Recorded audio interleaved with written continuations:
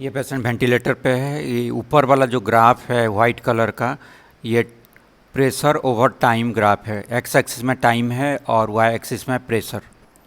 इसको और पेपर में समझते हैं। ये है 0 सेंटीमीटर ऑफ वाटर, और ये ऊपर जैसे जैसे जाएंगे प्रेशर 1 2 3 4 5 6 7 करके बढ़ता जाएगा।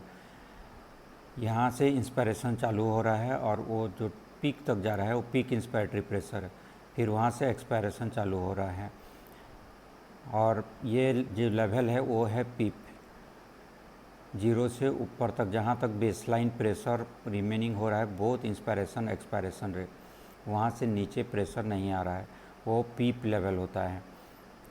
वहाँ से हम जान सकते हैं सर्किट में कोई लीक है कि नहीं, ऑटो पीप जनरेट हो रहा है कि नहीं।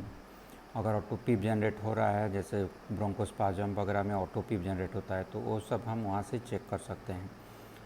हम इंस्पायरेशन का टाइम कैलकुलेट कर सकते हैं, एक्सपायरेशन का टाइम भी कैलकुलेट कर सकते हैं।